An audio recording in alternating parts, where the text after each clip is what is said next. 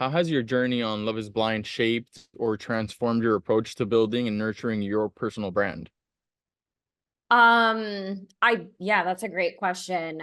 Like I just said, as far as like accepting this like celebrity self-image, I have had a difficult time in doing that. But with it, I'm like, okay, Kelly, like step into this, like step into the opportunity that you have, like the privilege that you have because of that show. It gave you a platform. I deal with things, my own mental health issues that come from the show and other personal life challenges. And obviously, I think that mental health to me is just really near and dear to my heart with other, family members, friends that have gone through situations. And I feel this very strong calling to use my platform to speak on mental health topics. And so it's like, okay, this is what can really help me transform my brand. I have a podcast as well, Jay's Life with Kelly, and the overarching theme, I thought when I first started it that it was like, self-love and like healing and some dating relationship topics and things like that, and helping people like see other entrepreneurs' journeys of, adversity and things like that.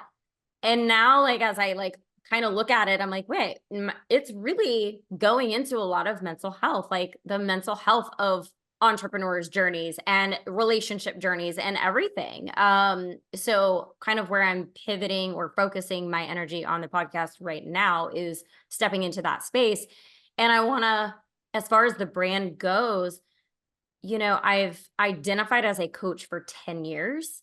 And I don't think that label, that title will ever go away, but I don't find myself moving forward doing like one-on-one or group coaching type of stuff, like a coach. I want to do more platform impact. So that's why I was like, I gotta Mass audience. mass audience. So that's where I'm like, I want to grow my brand with the podcast mostly, have my own show. I mean, I remember when I was 5 years old, I was like, that'd be fun to have like a talk show. I'm going to be like the next Oprah Winfrey. That'd be cool. So it's like, Yeah. I want to give other people, because I do guest interviews myself. And I'm like, I want to give other people a space to share their story, feel seen, feel heard. But also I feel like there's just a healing component with that. And letting the audience feel the same way, let them feel seen and heard and giving Yeah, them. they're learning with you.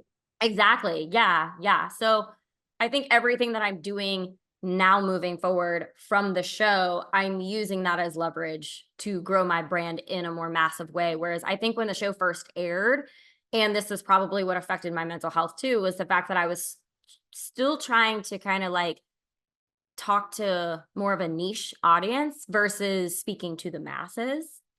And I feel like that hurt my brand in many ways. So like engagement had dropped pretty quickly and things like that. And it is what it is. Who knows who really knows why things happen the way they did. I just felt like there was a lot of restriction in my business the last couple of years. And I'm like, that maybe that's it. Maybe I just like I've held on to this title and this way of doing things for so long, and it's just not working for me anymore. So I need to just like Right. really focus on like the podcast path and see where that takes me. Cause I think I was just trying to show up in so many different ways. Like, let me do the podcast. Let me launch a one-on-one course. Let me do digital. Like I was doing all the things and I'm like, let's just focus on one and just Yeah. run with that.